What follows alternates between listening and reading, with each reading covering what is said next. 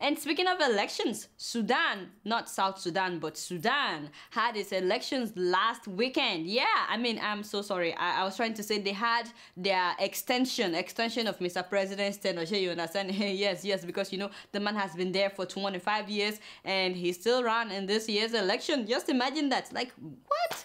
I don't know what is wrong with some African leaders. They get there and they never want to leave. By the way, people said that this is the second multi-candidate election to ever be held in Sudan since Bashir came to power in 1989, which was in a coup. But you know, how do you call this a multi-candidate election when the major opposition parties boycotted the elections?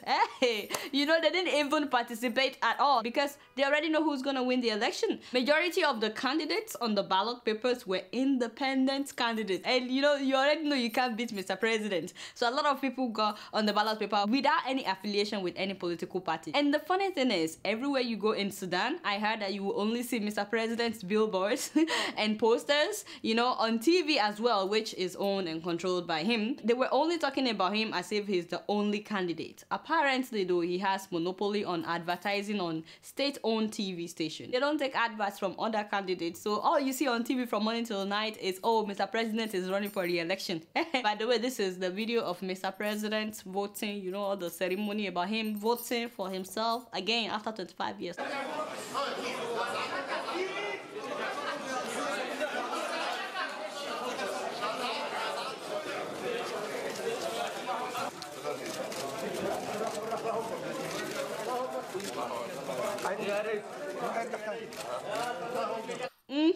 Yeah. So guess what happened? The people of Sudan revolted by boycotting the election. So yes, majority of the people did not register, they refused to, and majority of those who registered did not show up for elections. In one neighborhood where about 3,000 people registered to vote, only 30 people showed up for elections.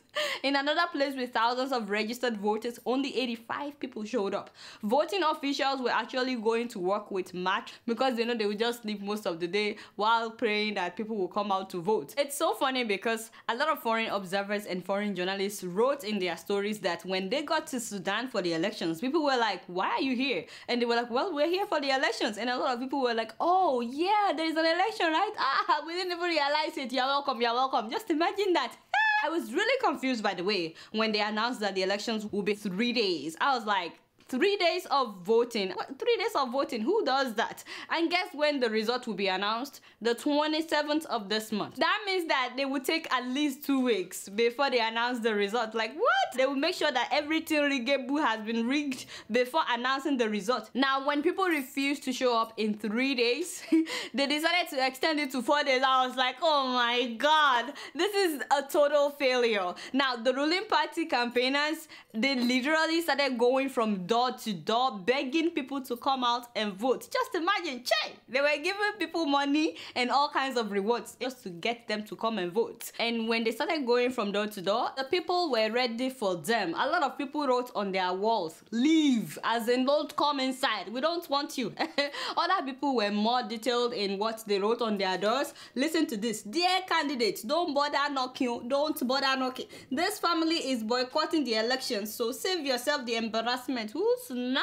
I'm not aligned with any political movement, but I'm against this fake elections and the government's obsession with trying to make everyone believe that lie, that people are participating in this sham. Ooh, snap! I love my Sudanese people. You see, this is what I'm saying.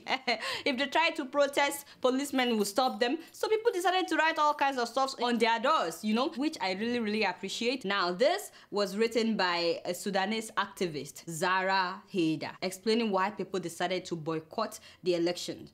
People are boycotting because this is a government that humiliated, terrorized, and made us lose hope, as well as stole our dreams. Wow.